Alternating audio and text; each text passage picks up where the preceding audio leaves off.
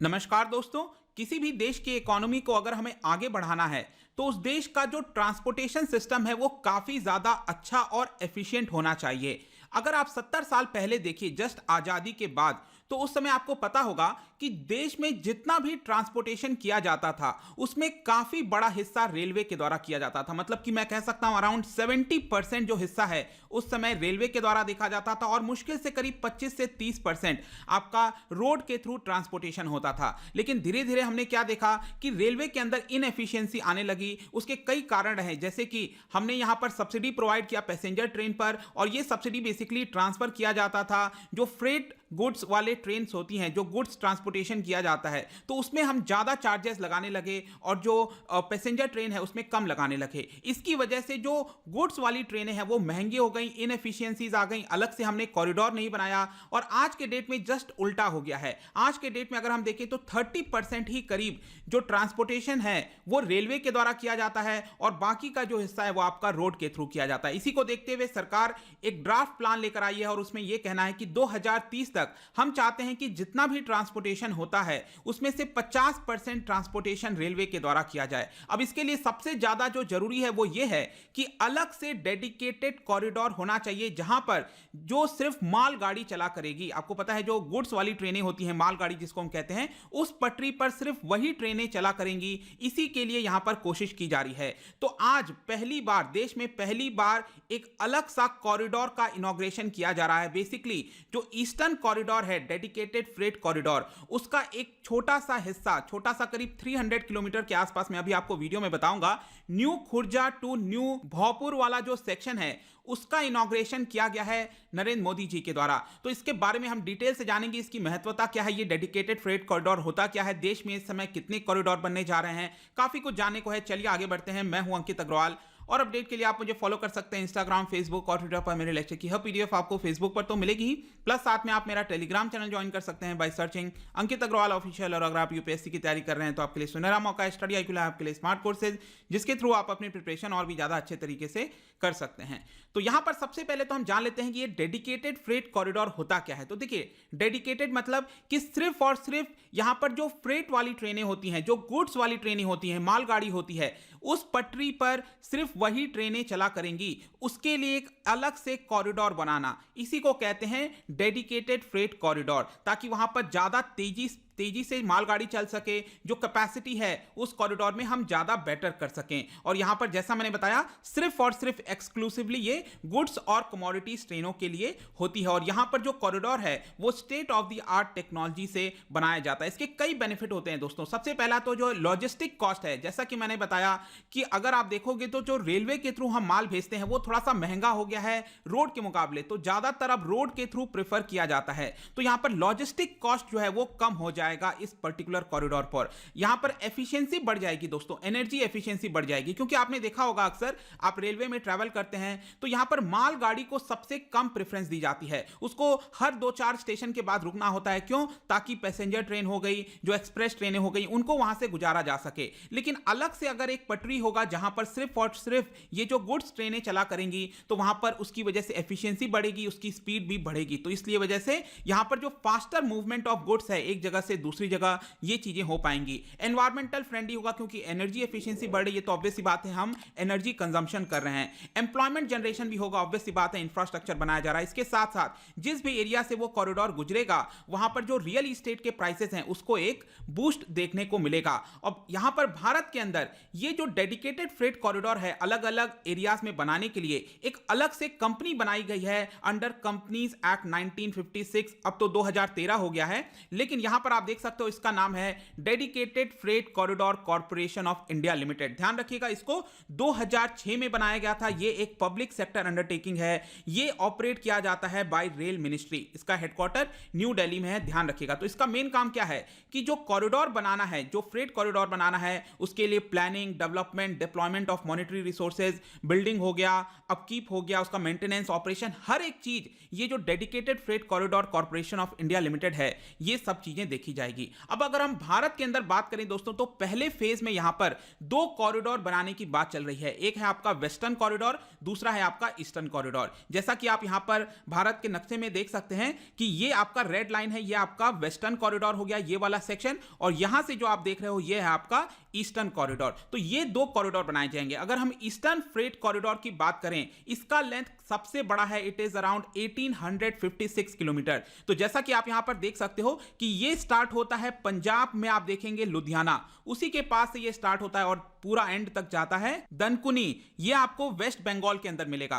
तो पंजाब में लुधियाना के पास ये जगह है सहनवाल, वहां से ये स्टार्ट होता है और दनकुनी तक जाता है। सबसे बड़ा कॉरिडोर है। सेकंड कॉरिडोर बात करें दोस्तों, तो ये है वेस्टर्न कॉरिडोर, और जैसा कि आप देख सकते हो दिल्ली के पास ये जगह है दादरी। यहां से स्टार्ट होकर जो जवाहरलाल नेहरू पोर्ट ट्रस्ट है, तो इससे आपको अंदाजा लगेगा कि जवाहरलाल नेहरू पोर्ट ट्रस्ट तक हम क्यों ले जा रहे हैं, क्योंकि वहां पर शिप्स के थ्रू फर्दर जो भी गुड्स की मैन्युफैक्चरिंग हो रही है वहां से ट्रांसपोर्ट करके इसको फर्दर हम इंटरनेशनल मार्केट में एक्सपोर्ट कर सकें। तो ये वेस्टर्न कॉरिडोर हो गया। इसके अलावा 3 और डेडिकेटेड फ्रेट कॉरिडोर बनाए जा रहे हैं। यहां पर आप देखोगे, एक तो आपको दिखेगा ये वाला जो ब्लू कलर में आप देख सकते हैं, दिल्ली के पास से ये स्टार्ट होगा और विजयवाड़ा तक आएगा। दूसरा आप देख पाओगे यहां पर है मुंबई से लेकर, ये आपको देखने को मिलेगा यहां वेस्ट बंगाल के अंदर। और तीसरा आप देख पाओगे ये है आपका जो चेन्नई और गोवा वाला आपका रेलवे कॉरिडोर है, ठीक है। और वेस्टर्न वाला ध्यान रखिएगा, करीब 1500 किलोमीटर का ये कॉरिडोर है। तो ये 3 और बनाए जा रहे हैं। अगर हम ईस्टर्न और वेस्टर्न के एग्जैक्ट कौन कौन से राज्यों से गुजरेगा ये भी आप देख सकते हो। ईस्टर्न वाला पंजाब, हरियाणा, उत्तर प्रदेश, बिहार, झारखंड और वेस्ट बंगाल 1856 किलोमीटर। अगर वेस्टर्न की बात करें तो ये हरियाणा, राजस्थान, गुजरात, महाराष्ट्र और उत्तर प्रदेश। तो सबसे बड़ा इसमें आप हिस्सा देख सकते हो राजस्थान और गुजरात का है, और ईस्टर्न वाले में सबसे बड़ा हिस्सा है आपका उत्तर प्रदेश का, दैट इज 1000 किलोमीटर से भी ज्यादा का हिस्सा है। अब हम देखते हैं कि दोस्तों आज क्या हुआ है। तो आज प्राइम मिनिस्टर नरेंद्र मोदी जी के द्वारा वर्चुअली इनॉग्रेट किया गया है एक सेक्शन ऑफ ईस्टर्न कॉरिडोर। मैंने ये जो ईस्टर्न कॉरिडोर आपको बताया, इसमें से एक छोटा सा हिस्सा मैं आपको और अच्छे से मैप में दिखा देता हूं। ये जैसा कि मैंने आपको बताया था, पंजाब है यहां पर और इधर है वेस्ट बंगाल, दनकुनी। तो इसके बीच में आप ये येलो कलर वाला पट्टी देखिए, यहां पर आप देख रहे हो ना, ये आपका न्यू खुर्जा से लेकर यहां पर न्यू भोजपुर, ये जो सेक्शन है दोस्तों, इसकी लेंथ करीब बताई जा रही है 351 किलोमीटर। तो 351 किलोमीटर लंबा ये जो पर्टिकुलर कॉरिडोर है, इसका इनॉग्रेशन किया गया है। तो यहां पर जो गुड्स की ट्रेनें हैं ये अब बिना किसी रुकावट के आराम से चल सकेंगी। खुर्जा भोजपुर सेक्शन के बारे में मैं आपको और बताऊं तो इसका जो कुल लागत आया है बनाने का, सिर्फ मैं इसी सेक्शन की बात कर रहा हूं, पूरे कॉरिडोर की बात नहीं कर रहा हूं। पूरे कॉरिडोर का तो कॉस्ट बहुत ज्यादा आएगा। अगर मैं ये 350 किलोमीटर की बात करूं तो 5700 करोड़ रुपीस आया है, और यहां पर वर्ल्ड बैंक के द्वारा भी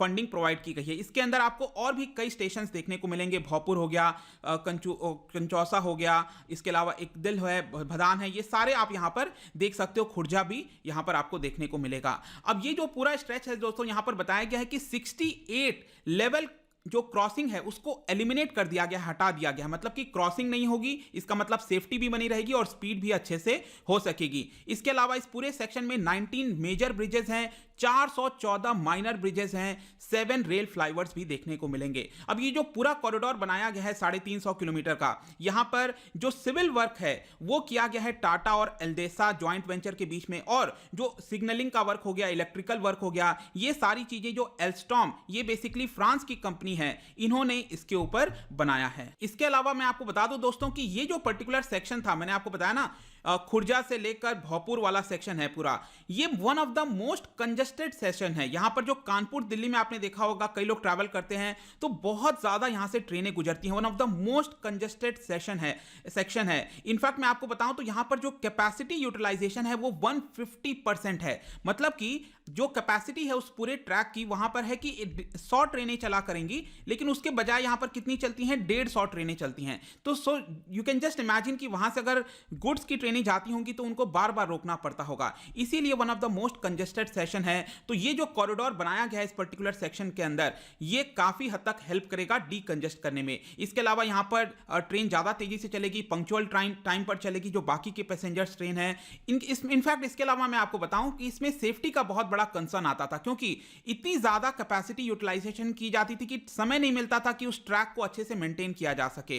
तो यहां पर अब जब ट्रेनें शिफ्ट हो जाएंगी डेडिकेटेड पर, तो यहां पर अच्छे से सेफ्टी का भी ध्यान रखा जा सकेगा। यहां पर मैं आपको बताऊं तो अभी तक इस पर्टिकुलर सेक्शन में जो गुड्स ट्रेनें हैं उनका एवरेज स्पीड होता था 25 से 30 किलोमीटर पर आवर, जस्ट 25 से 30 किलोमीटर पर आवर, लेकिन ये बढ़कर अब हो जाएगा 60 से 70 किलोमीटर पर आवर। लेकिन हाईएस्ट स्पीड ऑब्वियस सी बात है 100 किलोमीटर 110 किलोमीटर तक भी चली जाएगी। इसके अलावा यहां पर ये जो पूरा सेक्शन मैंने आपको बताया खुर्जा से लेकर भोजपुर, इसके बीच में आपको बहुत सारे ऐसे जगह देखने को मिलेंगे जो कि इंडस्ट्री वाइज काफी ज्यादा फेमस हैं। जैसे कि आप देख सकते हो कानपुर देहात के पास ये जो पुखरयान रीजन है वहां पर एल्यूमिनियम की इंडस्ट्री है।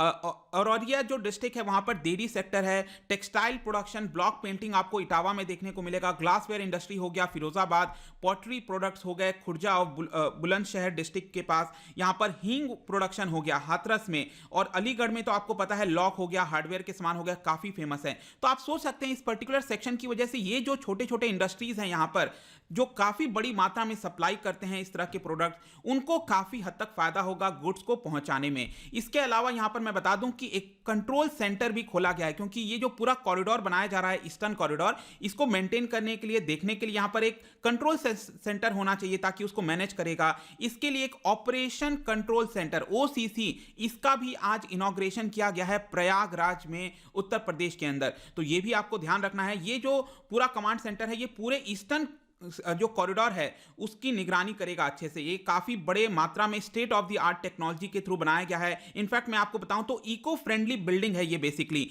जो गृहा 4 कहते हैं उसकी रेटिंग यहां पर दी गई है। इसके अलावा आपको पता होगा सरकार ने सुगम्य भारत अभियान ये ऑपरेशन स्टार्ट किया था ताकि जो दिव्यांग लोग हैं वो भी बिल्डिंग्स को एक्सेस कर सकें, तो वो सारे जो रूल्स रेगुलेशंस हैं उसका पालन किया गया है। तो आई होप दोस्तों ये जो पूरा वीडियो था रिगार्डिंग जो नया सेक्शंस ओपन किया गया है ईस्टर्न डेडिकेटेड फ्रेट कॉरिडोर का, इसमें आपको सभी कुछ समझ में आ गया होगा।